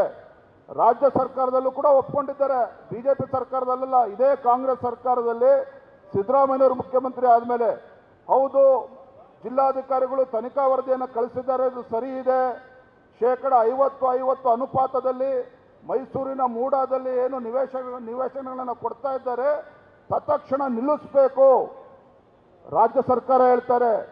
ಹೋಲಿ ಅದಾದ್ಮೇಲೆ ಅವರು ನಿಂತ್ಕೊಳ್ತಾ ನಿಲ್ಲೋದಿಲ್ಲ. ಸ್ಪಷ್ಟವಾಗಿ ಜಿಲ್ಲಾಧಿಕಾರಿ ವರದಿ ಕಳಿಸ್ತಾರೆ, ತನಿಖಾ ವರದಿಯ ಮೇಲೆ ರಾಜ್ಯ ಸರ್ಕಾರ ಆದೇಶ ಮಾಡ್ತಾರೆ. ಆದೇಶದ ನಂತರವೂ ಸಹ ಮೂಡಾ ಕಮಿಷನರ್ ಯಥೇಚ್ಛವಾಗಿ ನಿವೇಶನಗಳನ್ನು ಹಂಚತಕ್ಕಂಥ ಕೆಲಸ ನಡೀತಾನೆ ಇರ್ತದೆ. ಇಲ್ಲಿ ಎದ್ದಿರ್ತಕ್ಕಂಥ ಪ್ರಶ್ನೆ, ಒಬ್ಬ ಜಿಲ್ಲಾಧಿಕಾರಿ ಇದ್ದಾರೆ, ಒಬ್ಬ ಜಿಲ್ಲಾ ಸಚಿವರಿದ್ದಾರೆ, ಒಬ್ಬ ಆ ಇಲಾಖೆ ಸಂಬಂಧಪಟ್ಟಂಥ ಮಂತ್ರಿಗಳಿದ್ದಾರೆ, ಮುಖ್ಯಮಂತ್ರಿಗಳು ಸರ್ಕಾರದ ಮುಂದೆ ತನಿಖಾ ವರದಿ ಇದೆ, ತನಿಖಾ ವರದಿ ಮೇಲೆ ರಾಜ್ಯ ಸರ್ಕಾರ ಆದೇಶ ಮಾಡ್ತದೆ. ಇಷ್ಟೆಲ್ಲದರ ನಡುವೆನೂ ಸಹ ಆಫ್ಟರ್ ಆಲ್ ಒಬ್ಬ ಮೂಡಾ ಕಮಿಷನರ್ ಈ ಒಂದು ನಿವೇಶನವನ್ನು ಕೊಡ್ತಕ್ಕಂಥ ಕೆಲಸ ನಿರಂತರವಾಗಿ ಸಾಗ್ತದೆ ಅಂತ ಹೇಳಿದ್ರೆ ಪುಕ್ಷಟೆ ಮಾಡಿರ್ತಾನೆ. ಅದನ್ನ ಅಷ್ಟೊಂದು ಧೈರ್ಯ ಮೂಡಾ ಕಮಿಷನರಿಗೆ ಬಂದಿದೆ ಅಂತ ಹೇಳಿದ್ರೆ ಅವನಿಗೆ ಆ ಮೂಡಾ ಕಮಿಷನರ್ ಹಿಂದಿರ್ತಕ್ಕಂಥ ಶಕ್ತಿ ಯಾವುದು, ಆ ಮೂಡಾ ಕಮಿಷನರ್ ಹಿಂದಿರ್ತಕ್ಕಂಥ ಯಾರು ಅವ್ರಿಗೆ ಆಶೀರ್ವಾದ ಮಾಡ್ತಾ ಇದ್ದಾರೆ, ಆ ಜಿಲ್ಲೆಯಲ್ಲಿರ್ತಕ್ಕಂಥ ಮುಖ್ಯಮಂತ್ರಿಗಳು ಸ್ವತಃ ತವರು ಜಿಲ್ಲೆ ಮೈಸೂರು. ಯಾಕೆ ರಾತ್ರೋರಾತ್ರಿ ಬೈರತಿ ಸುರೇಶ್ ಅವರು ಮೈಸೂರಿಗೆ ಹೋಗ್ತಾರೆ, ಇಲಾಖಾ ಅಧಿಕಾರಿಗಳನ್ನ ಕರೆದು ನಾವೇನು ವರ್ಗಾವಣೆ ಮಾಡಿ ಅಂತ ಕೇಳೇ ಇಲ್ಲ, ಅಧಿಕಾರಿಗಳನ್ನ ಕಿತ್ಬಿಸಾಕಿ ನಾವು ವಿರೋಧ ಪಕ್ಷವರು ಕೇಳೇ ಇಲ್ಲ. ಪತ್ರಿಕೆಯಲ್ಲಿ ಒಂದು ಸ್ಟೇಟ್ಮೆಂಟ್ ಬಂದ ತಕ್ಷಣ ರಾತ್ರೋರಾತ್ರಿ ಬೈರತಿ ಸುರೇಶ್ ಅವರು ಸಚಿವರು ಓಡೋಗ್ತಾರೆ, ಅಧಿಕಾರಿಗಳನ್ನು ವರ್ಗಾವಣೆ ಮಾಡ್ತಾರೆ, ಅಲ್ಲಿರ್ತಕ್ಕಂಥ ಕಡತಗಳನ್ನು ತೆಗೆದುಕೊಂಡು ಬೆಂಗಳೂರಿಗೆ ತಗೊಂಡ್ಬರ್ತಾರೆ. ಬಂಧುಗಳೇ, ನಿಮ್ಗೆ ಗೊತ್ತಿರಲಿ ಈ ಮೂಡಾ ಹಗರಣ ಹಾಗಾಗಿ 3-4 ಸಾವಿರಕ್ಕೂ ಕೋಟಿಗೂ ಹೆಚ್ಚು ಬೆಲೆ ಬಾಳ್ತಕ್ಕಂಥ ನಿವೇಶನಗಳು ಬಹುದೊಡ್ಡ ಹಗರಣ. ಈಗ ಹೇಳಿ, ಇವತ್ತು ಯಾವ ಭಾರತೀಯ ಜನತಾ ಪಾರ್ಟಿ ಉತ್ತಮ ಆಡಳಿತನ ಕೊಟ್ಟಿರ್ತಕ್ಕಂಥ ಯಡಿಯೂರಪ್ಪವರು ಇರ್ಬೋದು, ಬಸವರಾಜ ಬೊಮ್ಮಾಯಿಯವರು ಇರ್ಬೋದು, ರಾಜ್ಯದಲ್ಲಿ ಅಧಿಕಾರಕ್ಕೆ ಬರಬೇಕು ಅನ್ನುವ ಒಂದೇ ಒಂದು ದುರುದ್ದೇಶ ಇಟ್ಕೊಂಡು ಅಂದಿನ ಭಾರತೀಯ ಜನತಾ ಪಾರ್ಟಿಯ ಸರ್ಕಾರದ ಮೇಲೆ ಕೆಸರಿರ್ತಕ್ಕಂಥ ಕೆಲಸ ಕಾಂಗ್ರೆಸ್ ಮುಖಂಡರು ಮಾಡಲಿಲ್ವ? ಹಾಗಾದ್ರೆ ಅದು ನಮ್ಮ ಹೋರಾಟ ಇವತ್ತಿರ್ತಕ್ಕಂಥದ್ದು. ಯಾವುದೇ ಚುನಾವಣೆಗಳಿಲ್ಲ, ವಿಧಾನಸಭಾ ಚುನಾವಣೆ ಇಲ್ಲ, ಲೋಕಸಭಾ ಚುನಾವಣೆ ಇಲ್ಲ. ಹಾಗಾದ್ರೆ ಹೋರಾಟ ಆದರೆ ಚುನಾವಣೆ ಬಂದಾಗ ಮಾತ್ರ ಮಾಡಬೇಕೇನಾಗಾದ್ರೆ? ಹೋರಾಟ ಅಂತಕ್ಕಂಥ ಚುನಾವಣೆ ಬಂದಾಗ ಮಾತ್ರ ಮಾಡಬೇಕಾ? ಏನು ಅಹಿಂದ ಹೆಸರು ಹೇಳಿಕೊಂಡು ಆಡಳಿತ ಚುಕ್ಕಾಣಿ ಹಿಡಿದಿರ್ತಕ್ಕಂಥ ಕಾಂಗ್ರೆಸ್ ಸರ್ಕಾರ ಆ ಅಹಿಂದ ಸಮುದಾಯಗಳಿಗೆ ಇವತ್ತು ಅನ್ಯಾಯವನ್ನು ಏನು ಮಾಡಿದ್ದಾರೆ, ಆ ಅಹಿಂದ ಸಮುದಾಯಗಳಿಗೆ ಇವತ್ತು ದ್ರೋಹ ಮಾಡ್ತಕ್ಕಂಥ ಕೆಲಸವನ್ನು ಏನು ಮಾಡಿದ್ದಾರೆ. ಇವತ್ತು ವಾಲ್ಮೀಕಿ ಅಭಿವೃದ್ಧಿ ನಿಗಮದ ಹಗರಣ ಇರ್ಬೋದು, ಮೂಡಾ ಹಗರಣ ಇರ್ಬೋದು, ಒಟ್ಟಾರೆಯಾಗಿದ್ದು ಅನ್ಯಾಯ ಆಗಿರ್ತಕ್ಕಂಥದ್ದು ಈ ರಾಜ್ಯದಲ್ಲಿರ್ತಕ್ಕಂಥ ಹಾಗೂ ಮೈಸೂರು ಭಾಗದಲ್ಲಿರ್ತಕ್ಕಂಥ ಪರಿಶಿಷ್ಟ ಜಾತಿ, ಪರಿಶಿಷ್ಟ ಪಂಗಡಗಳು, ಹಿಂದುಳಿದ ವರ್ಗಗಳಿಗೆ, ಬಡವರಿಗೆ ಅನ್ಯಾಯ ಆಗಿರ್ತಕ್ಕಂಥದ್ದು. ಹಾಗಾಗಿ ಹಗಲು ರಾತ್ರಿ ದರೋಡೆ ಮಾಡ್ತಾ ಇರ್ತಕ್ಕಂಥ ಕಾಂಗ್ರೆಸ್ ಸರ್ಕಾರ ಇವರಿಗೆ ಕಟ್ಟಾಗ್ತಕ್ಕಂಥ ಕೆಲಸ ಮಾಡಲೇಬೇಕಾಗಿದೆ. ಭಾರತೀಯ ಜನತಾ ಪಾರ್ಟಿಯ ಹೋರಾಟದ ಪ್ರತಿಫಲವಾಗಿ ನಾಗೇಂದ್ರ ಅವರು ತಮ್ಮ ಮಂತ್ರಿ ಸ್ಥಾನಕ್ಕೆ ರಾಜೀನಾಮೆಯನ್ನು ಕೊಟ್ಟಿದ್ದಾರೆ. ಯಾವ ಮುಖ್ಯಮಂತ್ರಿಗಳು ಹಗರಣನೇ ಆಗಿರಲಿಲ್ಲ ಅಂತ ಹೇಳಿದ್ರು, ಅದೇ ಮುಖ್ಯಮಂತ್ರಿಗಳು ನಾಗೇಂದ್ರ ಅವರ ರಾಜೀನಾಮೆ ತೆಗೆದುಕೊಂಡಿದ್ದಾರೆ. ಮತ್ತೊಂದು ಪ್ರಮುಖವಾಗಿರ್ತಕ್ಕಂಥ ವಿಚಾರ ಗಮನ ಇಟ್ಟು ಕೇಳಬೇಕು. ಬಹುಶಃ ಹಿಂದೆಂದೂ ಕೂಡ ನಮ್ಮ ರಾಜ್ಯದ ಮುಖ್ಯಮಂತ್ರಿಗಳಿಗೆ ಇಂಥ ಪರಿಸ್ಥಿತಿ ಬಂದಿರಲಿಲ್ಲ. ಏನಾಯಿತು ಅಂತ ಹೇಳಿದ್ರೆ, ವಿಧಾನಸಭೆಯಲ್ಲಿ ನಮ್ಮ ವಿರೋಧ ಪಕ್ಷದ ನಾಯಕರಾಗಿರ್ತಕ್ಕಂಥ ನಮ್ಮ ನಾಯಕರಾಗಿರ್ತ ಆರ್ ಅಶೋಕ್ ಅವರು, ನಾವೆಲ್ಲ ಶಾಸಕ ಮಿತ್ರರು ವಿಧಾನಸಭೆ ವಿಧಾನ ಪರಿಷತ್ನಲ್ಲಿ ವಾಲ್ಮೀಕಿ ಅಭಿವೃದ್ಧಿ ಹಗರಣದ ಬಗ್ಗೆ ಚರ್ಚೆ ಮಾಡಿದ್ವಿ. ಅದು ಕೂಡ ನಿಲುವಳಿ ಸೂಚನೆ ಮಂಡನೆ ಮಾಡಿದಾಗ ಬಲವಂತ ಮಾಡಿ ನಮ್ಮ ಒತ್ತಡಕ್ಕೆ ಮಣಿದು ಚರ್ಚೆಗೆ ಅವಕಾಶ ಮಾಡಿಕೊಟ್ಟಿರ್ತಕ್ಕಂಥದ್ದು. ಆದರೆ ಮೂಡಾ ಹಗರಣದ ಬಗ್ಗೆ ಚರ್ಚೆಗೆ ಬರೋದಿಲ್ಲ, ಮುಖ್ಯಮಂತ್ರಿಗಳು ಕೂಡ ಚರ್ಚೆ ಬರೋದಿಲ್ಲ, ಆಡಳಿತ ಪಕ್ಷ ಚರ್ಚೆಗೆ ಬರೋದಿಲ್ಲ. ಅದಕ್ಕೆ ಸಬೂಬೇನು ಕೊಡ್ತಾರೆ ಅಂತ ಹೇಳಿದ್ರೆ ಮೂಡಾ ಹಗರಣ ಬಹಳ ಹಳೆ ಹಗರಣ ಇದು, ಇದನ್ನ ಹಿಡ್ಕೊಂಡು ಈಗ ವಿಧಾನಸಭೆಯಲ್ಲಿ ಚರ್ಚೆ ಮಾಡೋದಕ್ಕೆ ಕಾನೂನು ಅವಕಾಶ ಕೊಡೋದಿಲ್ಲ. ಲಾ ಮಿನಿಸ್ಟರ್ ಹೇಳ್ತಾರೆ, ಎಚ್ ಕೆ ಪಾಟೀಲ್ ಅವರು, ನಮ್ಮ ವಿರೋಧ ಪಕ್ಷದವ್ರಿಗೆ ಹೇಳ್ತಾರೆ, ಮಾನ್ಯ ಸಭಾಧ್ಯಕ್ಷರೇ, ಆ ವಿರೋಧ ಪಕ್ಷದವರೇನು ಒತ್ತಾಯ ಮಾಡ್ತಾ ಇದ್ದಾರೆ, ಯಾವುದೇ ಕಾರಣಕ್ಕೂ ಮೂಡಾ ಹಗರಣದ ಬಗ್ಗೆ ಚರ್ಚೆ ಮಾಡೋದಕ್ಕೆ ಅವಕಾಶ ಕೊಡಬೇಡಿ, ಸದನದಲ್ಲಿ ಮೂಡಾ ಬಗ್ಗೆ ಚರ್ಚೆ ಮಾಡೋದಕ್ಕೆ ಅವಕಾಶ ಕೊಡಬೇಡಿ. ಯಾತಕ್ಕೆ ಕೊಡಬೇಡಿ? ಇವರ ಹಣೆಬಾರ ಬಹಿರಂಗ ಆಗ್ತದೆ, ರಾಜ್ಯದ ಜನತೆಗೆ ಗೊತ್ತಾಗ್ತದೆ ಅನ್ನುವ ಕಾರಣಕ್ಕೆ. ಏನಿವತ್ತು ಕಾಂಗ್ರೆಸ್ ನೇತೃತ್ವದ ಸರ್ಕಾರದಲ್ಲಿ ಸಾವಿರಾರು ಕೋಟಿ ನುಂಗಿದ್ದಾರೆ, ಆ ಸತ್ಯ ಬಯಲಾಗ್ತದೆ ಅನ್ನುವ ಕಾರಣಕ್ಕೆ ತಾಂತ್ರಿಕ ಕಾರಣಗಳನ್ನು ಒಡ್ಡಿ ಸಭಾಧ್ಯಕ್ಷರಿಗೆ ಒತ್ತಾಯಪೂರ್ವಕವಾಗಿ ನಮಗೆ ಚರ್ಚೆಗೆ ಅವಕಾಶ ಮಾಡಿಕೊಡ್ಲಿಲ್ಲ. ಅವತ್ತು ಬೆಂಗಳೂರಿನಿಂದ ಮೈಸೂರಿಗೆ ಹೋರಾಟ ನಡೆಸ್ತಕ್ಕಂಥ ಪ್ರಯತ್ನ ಮಾಡಿದ್ವಿ. ನಮ್ಮ ಹೋರಾಟವನ್ನು ಹತ್ತಿಕ್ಕತಕ್ಕಂಥ ಕೆಲಸ ಮಾಡಿದ್ರು. ವಿಧಾನಸಭಾ ಚುನಾವಣೆ ಅಧಿವೇಶನ ಶುರುವಾಗುವ ಮುನ್ನ ನಮ್ಮ ಹೋರಾಟವನ್ನು ಹತ್ತಿಕ್ಕತಕ್ಕಂಥ ಕೆಲಸ ಮಾಡಿದ್ರು. ಬಹುಶಃ ಮುಖ್ಯಮಂತ್ರಿಗಳು ನಾ ಏನು ಹೇಳಕ್ಕೆ ಹೊರಟಿದೆ ಅಂತ ಹೇಳಿದ್ರೆ, ಅಧಿವೇಶನ ನಡೀತಾ ಇದೆ. ಅಧಿವೇಶನ ನಡೀತಾ ಇದ್ರೂ ಸಹ ಸದನದಲ್ಲಿ ವಿರೋಧ ಪಕ್ಷಕ್ಕೆ ಉತ್ತರ ಕೊಡೋದಕ್ಕೆ ಸಾಧ್ಯ ಆಗದೇನೆ, ನಮ್ಮ ಪ್ರಶ್ನೆಗಳಿಗೆ ಉತ್ತರ ಕೊಡೋದಕ್ಕೆ ಸಾಧ್ಯ ಇಲ್ಲ ಅಂಥೇಳಿ ಮನವರಿಕೆ ಆಗಿದ್ದಂಥ ಮುಖ್ಯಮಂತ್ರಿಗಳು ಸದನ ನಡೀತಾ ಇದ್ರೂ ಸಹ ಸದನನ ಬಿಟ್ಟು ಅಲ್ಲಿ ವಿಧಾನಸೌಧದಲ್ಲಿ ಕೂತ್ಕೊಂಡು 2 ತಾಸು 1 ಗಂಟೆ 57 ನಿಮಿಷ ಪತ್ರಿಕಾಗೋಷ್ಠಿಯನ್ನು ಮಾಡ್ತಾರೆ. ಅಧಿವೇಶನ ಮುಗಿದ ಮೇಲೂ ಕೂಡ ಮಾಡ್ತಾರೆ. ಯಾಕೆ ಸ್ವಾಮಿ ಮಾನ್ಯ ಮುಖ್ಯಮಂತ್ರಿಗಳೇ, ನಿಜವಾಗ್ಲೂ ಕೂಡ ನಿಮ್ಗೆ ಧೈರ್ಯ ಇದ್ದಿದ್ದೇ ಆಗಿದ್ರೆ, ಇವತ್ತು ಮೋಡಾದಲ್ಲಿ ಇವತ್ತು ಭ್ರಷ್ಟಾಚಾರ ನಡೆದಿಲ್ಲ ಅನ್ನುವ ಧೈರ್ಯ ನಿಮಗಿದ್ದಿದ್ರೆ ಸದನದಲ್ಲಿ ಉತ್ತರ ಕೊಡಬೇಕಿತ್ತಲ್ಲ ವಿರೋಧ ಪಕ್ಷದ ಪ್ರಶ್ನೆಗಳಿಗಾಗಿದ್ರೆ. ಯಾಕೆ ಚರ್ಚೆಯಿಂದ ಓಡೋಗ್ತಕ್ಕಂಥ ಕೆಲಸನ ತಾವು ಮಾಡಿದ್ರೆ? ನೀವೇನು ಭ್ರಷ್ಟಾಚಾರ ಆಗೇ ಇಲ್ಲ, ನೀವು ಪ್ರಾಮಾಣಿಕರು ಅಂತ ಹೇಳಿ ನಿಜನೇ ಆಗಿದ್ದಿದ್ರೆ ಯಾಕೆ ಸದನದ ಒಳಗೆ ಉತ್ತರ ಕೊಡದೇನೆ ಪಲಾಯನವಾದವನ್ನು ಯಾಕೆ ಮಾಡಿದ್ರೆ? ಹಾಗಾದ್ರೆ ಹೊರಗಡೆ ಹೋಗಿ ಹೇಳ್ತಾರೆ ಮುಖ್ಯಮಂತ್ರಿಗಳು, ನನ್ನ 40 ವರ್ಷ ರಾಜಕೀಯ ಜೀವನ ನಿಷ್ಕಳಂಕವಾಗಿದ್ದೇನೆ, ನಾನು ಯಾವುದೇ ಕಪ್ಪು ಚುಕ್ಕೆ ನನ್ನ ರಾಜಕೀಯ ಜೀವನದಲ್ಲಿ ಬಂದಿಲ್ಲ. ಹೌದು ಸ್ವಾಮಿ, ನಾವು ಒಪ್ಕೊಳ್ತೇವೆ. ನೀವು ಕೂಡ 40 ವರ್ಷದಿಂದ ಸುದೀರ್ಘವಾಗಿ ರಾಜಕೀಯದಲ್ಲಿದ್ದೀರಿ, ಮುಖ್ಯಮಂತ್ರಿಗಳಾಗಿ ಮಾಡಿದ್ದೀರಿ, ಉಪಮುಖ್ಯಮಂತ್ರಿಗಳಾಗಿ ಕೆಲಸ ಮಾಡಿದ್ದೀರಿ. ಯಾವುದೂ ಕಪ್ಪು ಚುಕ್ಕೆ ಇರಲಿಲ್ಲ. ಯಾವುದು ಕಪ್ಪು ಚುಕ್ಕೆ ಮಾನ್ಯ ಮುಖ್ಯಮಂತ್ರಿಗಳು ಸಿದ್ದರಾಮಯ್ಯನವರೇ ನಿಮಗೆ ಬಂದಿರಲಿಲ್ಲ. ಯಾವುದೇ ಕಳಂಕಗಳು ನಿಮ್ಮ ರಾಜಕೀಯ ಜೀವನದಲ್ಲಿ ಬಂದಿರಲಿಲ್ಲ. ಆದರೆ ಕಳೆದ 15 ತಿಂಗಳ ನಿಮ್ಮ ಆಡಳಿತ ಅವಧಿಯಲ್ಲಿ ಸಾವಿರಾರು ಕೋಟಿ ಲೂಟಿ ಮಾಡ್ತಕ್ಕಂಥ ಕೆಲಸ ನಿಮ್ಮ ನೇತೃತ್ವದ ಕಾಂಗ್ರೆಸ್ ಸರ್ಕಾರ ಮಾಡಿದೆ. ಅದಕ್ಕೋಸ್ಕರ ನಾವಿವತ್ತು ಹೋರಾಟವನ್ನು ಕೈಗೆತ್ತಿಕೊಂಡಿರ್ತಕ್ಕಂಥದ್ದು ಆತ್ಮೀಯ ಕಾರ್ಯಕರ್ತ ಬಂಧುಗಳೇ. ಯಾವುದೋ ರಾಜಕೀಯ ಬೇಳೆ ಬೇಯಿಸ್ಕೊಳ್ಳೋದಕ್ಕೆ ಹೋರಾಟವನ್ನು ಕೈಗೆತ್ತಿಕೊಂಡಿಲ್ಲ. ಯಾವ ಪುಣ್ಯಾತ್ಮ ನರೇಂದ್ರ ಮೋದಿಜಿಯವರು ಹಗಲು ರಾತ್ರಿ ಇವತ್ತು ದೇಶವನ್ನು ಮುನ್ನಡೆಸ್ತಕ್ಕಂಥ ಕೆಲಸವನ್ನು ಮಾಡ್ತಾರೆ. ಆ ಪುಣ್ಯಾತ್ಮ ನರೇಂದ್ರ ಮೋದಿಜಿಯವರು ಈ ದೇಶದ ಪ್ರಧಾನಮಂತ್ರಿ ಆದ ನಂತರದಲ್ಲಿ ಕಳೆದ 10 ವರ್ಷದಲ್ಲಿ ಮಾಡಿರ್ತಕ್ಕಂಥ ಅಭಿವೃದ್ಧಿ ಕೆಲಸ ಕಾರ್ಯಗಳು ಒಂದು ಕಡೆ. ಯಾವ ರೀತಿ ಮಾತಾಡಿದ್ರಿ ಮೊನ್ನೆ ಸಿದ್ದರಾಮಯ್ಯನವರೇ? ಒಬ್ಬ ಮುಖ್ಯಮಂತ್ರಿಗಳು ಅನ್ನೋದನ್ನು ಮರೆತು ನೀವು ರಾಜ್ಯದ 6.5 ಕೋಟಿ ಕನ್ನಡಿಗರನ್ನು ಪ್ರತಿನಿಧಿಸ್ತೇನೆ ಅನ್ನೋದನ್ನು ಕೂಡ ಮರೆತು ನಮ್ಮ ಪ್ರಧಾನಮಂತ್ರಿಗಳ ಬಗ್ಗೆ ಅವಹೇಳನಕಾರಿಯಾಗಿ ಮಾತನಾಡ್ತೀರಿ, ಟೀಕೆಗಳನ್ನು ಮಾಡ್ತೀರಿ.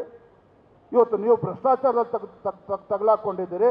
ಇವತ್ತು ನಿಮ್ಮ ಭ್ರಷ್ಟಾಚಾರವನ್ನು ಪ್ರಶ್ನೆ ಮಾಡಿದರೆ ನಮ್ಮ ಮೇಲೆ ವಿರೋಧ ಪಕ್ಷ ಯಾವ್ಯಾವ ಸಂದರ್ಭದಲ್ಲಿ ಏನೇನು ಹಗರಣ ಆಗಿದೆ ಪಟ್ಟಿ 21 ಪಟ್ಟಿಗಳು. ನಾನು ಮುಖ್ಯಮಂತ್ರಿಗಳೇ, ನಾವು ವಿರೋಧ ಪಕ್ಷದ ನಾಯಕರು ಸವಾಲು ಹಾಕಿದ್ದೇವೆ. ವಿರೋಧ ಪಕ್ಷಗಳಿಗೆ ಗೊಡ್ಡು ಬೆದರಿಕೆಗಳನ್ನು ಹಾಕೋದ್ರ ಮುಖೇನ ನಮ್ಮ ಹೋರಾಟವನ್ನು ಹತ್ತಿಕ್ಕತಕ್ಕಂಥ ಕೆಲಸ ಮಾಡೋದಕ್ಕೆ ಸಾಧ್ಯ ಇಲ್ಲ. ಮಾನ್ಯ ಮುಖ್ಯಮಂತ್ರಿಗಳಿಗೆ ಡಿ.ಕೆ. ಶಿವಕುಮಾರ್ ಅವರಿಗೆ ನಾವು ಸ್ವತಃ ಹೇಳಿದ್ದೇವೆ, ನಿಮ್ಮ ಗೊಡ್ಡು ಬೆದರಿಕೆಗೆ ನಮ್ಮ ಕಾರ್ಯಕರ್ತರು ಕೂಡ ಹಂಚ್ಕೊಳ್ತಕ್ಕಂಥ ಪ್ರಶ್ನೆನೇ ಇಲ್ಲ. ಹಾಗಾಗಿ ನಮ್ಮ ಹೋರಾಟ ನಿರಂತರವಾಗಿರ್ತದೆ. ಈ ರಾಜ್ಯದಲ್ಲಿರ್ತಕ್ಕಂಥ ದೀನ ದಲಿತರು, ಪರಿಶಿಷ್ಟ ಜಾತಿ, ಪರಿಶಿಷ್ಟ ಪಂಗಡಗಳ ಪರವಾಗಿ ಏನು ಅನ್ಯಾಯ ಮಾಡಿದ್ದಾರೆ, ದ್ರೋಹ ಮಾಡಿದ್ದಾರೆ, ಭ್ರಷ್ಟಾಚಾರ ಮಾಡಿದ್ದಾರೆ, ಸಾವಿರಾರು ಕೋಟಿ ಲೂಟಿ ಮಾಡ್ತಕ್ಕಂಥ ಕೆಲಸ ಮಾಡಿದ್ದಾರೆ. ನಾವು ಇವತ್ತನ್ನು ಗಟ್ಟಿಯಾಗಿ ಹೋರಾಟವನ್ನು ಕೈಗೆತ್ತಿಕೊಂಡು ಹೋರಾಟನ ಮಾಡದೆ ಹೋದರೆ ಆ ಭಗವಂತನು ಕೂಡ ನಮ್ಮನ್ನು ಮೆಚ್ಚೋದಿಲ್ಲ. ಹೋರಾಟ ಬೇರೆ, ಹಾರಾಟ ಬೇರೆ. ಇವತ್ತು ಭಾರತೀಯ ಜನತಾ ಪಾರ್ಟಿ ಎತ್ಕೊಂಡಿರ್ತಕ್ಕಂಥದ್ದು ಹೋರಾಟ, ಜನಪರ ಪರವಾಗಿರ್ತಕ್ಕಂಥ ಹೋರಾಟ. ಈ ನಾಡಿನಲ್ಲಿರ್ತಕ್ಕಂಥ ತುಳಿತಕ್ಕೆ ಒಳಗಾಗಿರ್ತಕ್ಕಂಥ ಸಮುದಾಯಗಳ ಪರವಾಗಿ ನಾವು ಹೋರಾಟವನ್ನು ಎತ್ಕೊಂಡಿದ್ದೇವೆ, ಧ್ವನಿಯನ್ನು ಎತ್ತಕ್ಕಂಥ ಕೆಲಸ ಮಾಡ್ತಾ ಇದ್ದೇವೆ. ಹಾಗಾಗಿ ಇಲ್ಲಿ ಕೂತಿರ್ತಕ್ಕಂಥ ಎಲ್ಲ ನಮ್ಮ ಪಕ್ಷದಲ್ಲ ಹಿರಿಯರಿಗೆ, ಶಾಸಕ ಮಿತ್ರರಿಗೆ, ಸಂಸದರಿಗೆ, ನಮ್ಮೆಲ್ಲ ಮಾಜಿ ಶಾಸಕರಿಗೆ, ನಮ್ಮೆಲ್ಲ ಜಿಲ್ಲೆಯ ಅಧ್ಯಕ್ಷಗಳಿಗೆ, ಪಕ್ಷದ ಮುಖಂಡರಿಗೆ ಎಲ್ಲರಲ್ಲೂ ಕೂಡ ತಮ್ಮೆಲ್ಲರೂ ಕೂಡ ಕೈ ಜೋಡಿಸಿ ವಿನಂತಿಯನ್ನು ಮಾಡ್ತಕ್ಕಂಥದ್ದು. ಈಗಾಗಲೇ BJP JDS ಸದನದ ಒಳಗಡೆನೂ ಕೂಡ ಹೋರಾಟವನ್ನು ಮಾಡಿದ್ದೇವೆ, ಸದನದ ಹೊರಗಡೆನೂ ಕೂಡ ಹೋರಾಟವನ್ನು ಮುಂದುವರಿಸ್ಕೊಂಡು ಹೋಗಬೇಕು ಅಂತೇಳಿ ನಿನ್ನೆ ದಿನ ಸನ್ಮಾನ್ಯ BS ಯಡಿಯೂರಪ್ಪನವರವರು, ಪ್ರಹ್ಲಾದ್ ಜೋಶಿಯವರು, ಅದೇ ರೀತಿ HD ಕುಮಾರಸ್ವಾಮಿ ಅವರು, R ಅಶೋಕ್ ಎಲ್ಲ ಪಕ್ಷದ ಹಿರಿಯ ಮುಖಂಡರು ಕೂತು ಎಲ್ಲರೂ ಕೂಡ ಇವತ್ತು ಚರ್ಚೆ ಮಾಡಿ ಮುಂದಿನ ಶನಿವಾರ ನಾವು ಆ್ಯಕ್ಚುಲಿ ಗುರುವಾರದಿಂದ ಶುರು ಮಾಡಬೇಕು ಅಂತೇಳಿ ಅಂದ್ಕೊಂಡಿದ್ವಿ. ಆದರೆ ಲೋಕಸಭಾ ಅಧಿವೇಶನ ನಡೀತಾ ಇದೆ, ಕುಮಾರಸ್ವಾಮಿಯವರು ಕೂಡ ಬರೋದಕ್ಕೆ ಸಾಧ್ಯ ಆಗೋದಿಲ್ಲ. ಮತ್ತು ಸಮಾರೋಪ ಯಾವತ್ತಾಗ್ತದೆ ಅಂದರೆ ಈಗ 3ನೇ ತಾರೀಕು ಶನಿವಾರ ನಮ್ಮ ಪಾದಯಾತ್ರೆ ಶುರುವಾಗ್ತದೆ. ಪಾದಯಾತ್ರೆ ಬಗ್ಗೆ ಸವಿಸ್ತಾರವಾಗಿ ಮುಂದಿನ ಸೆಷನಲ್ಲಿ ಹೇಳ್ತಾರೆ. 3ನೇ ತಾರೀಕು ಶುರುವಾದರೆ 10ನೇ ತಾರೀಕು ಶನಿವಾರ ಅದು ಕನ್ಕ್ಲೂಡ್ ಆಗ್ತಕ್ಕಂಥದ್ದು, ಸಮಾರೋಪ ಆಗ್ತಕ್ಕಂಥದ್ದು. ಆ 10ನೇ ತಾರೀಕು ಮೈಸೂರಿನಲ್ಲಿ ಸಮಾರೋಪಕ್ಕೆ ನಮ್ಮ ಕೇಂದ್ರದ ಹಿರಿಯ ನಾಯಕರುಗಳು ಕೂಡ ಬರೋರಿದ್ದಾರೆ. ಹಾಗಾಗಿ ಶನಿವಾರ ಪಾದಯಾತ್ರೆ ಶುರು ಮಾಡಿ ಶನಿವಾರ ಮುಕ್ತಾಯ ಆಗ್ತದೆ. ಹಾಗಾಗಿ ಏನಪ್ಪ ಇದು ಕೆಲವರು ಅನ್ನಿಸ್ಬೋದು, ಶನಿವಾರ ಒಳ್ಳೆ ದಿನ ಎಲ್ಲ ಮತ್ತೊಂದಿಲ್ಲ, ಅದು ಏನೂ ತಲೆಯಲ್ಲಿ ಇಟ್ಕೋಬೇಡಿ. ನಾವೇನಿಲ್ಲಿ ಯಾವುದೋ ಒಂದು ಮನೆ ಕಟ್ಟಕ್ಕೆ ಹೊರಟಿಲ್ಲ. ಯಾರು ಅನಾಹುತ ಮಾಡಿದ್ದಾರೆ, ಈ ಬಂಡ ಕಾಂಗ್ರೆಸ್ ಸರ್ಕಾರ ಇದೆ, ಇವರ ಬಂಡವಾಳವನ್ನು ಬಯಲಿಗೆ ತರ್ತಕ್ಕಂಥ ಕೆಲಸ ಮಾಡ್ತಿದೆ ಹೊರತು ಬೇರೆ ಏನಿಲ್ಲ. ಬಡವರ ಪರವಾಗಿ ನಾವು ಹೋರಾಟವನ್ನು ಮಾಡ್ತಾ ಇರ್ತಕ್ಕಂಥದ್ದು. ಈ ಹೋರಾಟದ ಯಶಸ್ಸು ತಮ್ಮೆಲ್ಲರ ಕೈಯಲ್ಲಿರ್ತಕ್ಕಂಥದ್ದು. ಹಾಗಾಗಿ ಇದೊಂದೊಳ್ಳೆ ಅವಕಾಶ ಇದೆ. ಈ ಅವಕಾಶನ ಉಪಯೋಗಿಸ್ಕೊಂಡು ಈ ಹೋರಾಟದ ಮುಖೇನ ಆ ಬಡವರೇನಿದ್ದಾರೆ, ತುಳಿತಕ್ಕೆ ಒಳಗಾಗಿರ್ತಕ್ಕಂಥ ಸಮುದಾಯಗಳೇನಿದ್ದಾವೆ, ಅವರಿಗೆ ಅವರ ಪ್ರಶ್ನೆಗಳಿಗೆ ಉತ್ತರವನ್ನು ಕೊಡ್ತಕ್ಕಂಥ ಕೆಲಸ ನಮ್ಮ ಹೋರಾಟದ ಮುಖೇನ ಆಗಬೇಕು. ಈ ಹೋರಾಟ ಯಶಸ್ಸು ಆಗಬೇಕು. ಅದಕ್ಕೆಲ್ಲ ತಮ್ಮೆಲ್ಲರ ಸಹಕಾರ ಇರಬೇಕು ಅಂತೇಳಿ ವಿನಂತಿಯನ್ನು ಮಾಡ್ತಾ ನನ್ನ ಮಾತುಗಳಿಗೆ ವಿರಾಮಗಳನ್ನು ನೀಡ್ತೇನೆ. ನಮಸ್ಕಾರ, ವಂದನೆಗಳು. ಯಾಕೆಂದರೆ ರಾಜ್ಯಾದ್ಯಂತ ಫ್ಲಡ್ಸ್ ಇದೆ, ಸಾಕಷ್ಟು ಕಡೆ ಮಳೆ ಜಾಸ್ತಿಯಾಗಿ ಪ್ರವಾಹ ಇದೆ, ನೆರೆ ಇದೆ. ಈಗಾಗಲೇ 6 ತಂಡಗಳನ್ನು ರಚನೆ ಮಾಡಿದ್ದೇವೆ. ಆರ್ ಅಶೋಕ್ ಅವರ ನೇತೃತ್ವದಲ್ಲಿ ಒಂದು ತಂಡ, ಛಲವಾದಿ ನಾರಾಯಣ ಸ್ವಾಮಿ ಅವರ ನೇತೃತ್ವದಲ್ಲಿ ಮತ್ತೊಂದು ತಂಡ, ಅರವಿಂದ್ ಬೆಲ್ಲದವರು, ಡಾಕ್ಟರ್ ಅಶ್ವಥ್, ಈ ರೀತಿ ಅನೇಕ ತಂಡಗಳನ್ನು ಕೂಡ ರಚನೆ ಮಾಡಿದ್ದೇವೆ. ಬಹುಶಃ ಮಂಗಳವಾರ ಬುಧವಾರ ಪ್ರವಾಸಗಳನ್ನು ಕೂಡ ಶುರು ಮಾಡೋರು ಇದ್ದಾರೆ. ಅದ್ರ ಬಗ್ಗೆನೂ ಮಾಹಿತಿ ಆಮೇಲೆ ಕೊಡ್ತೇವೆ. ತಾವು ಕೂಡ ಅದಕ್ಕೂ ಕೂಡ ಕೈ ಜೋಡಿಸಬೇಕು ಅಂತೇಳಿ ವಿನಂತಿ ಮಾಡ್ತೇವೆ. ಗ್ಯಾರಂಟಿ ನ್ಯೂಸ್, ಸುದ್ದಿ ಖಚಿತ, ನ್ಯಾಯ ನಿಶ್ಚಿತ.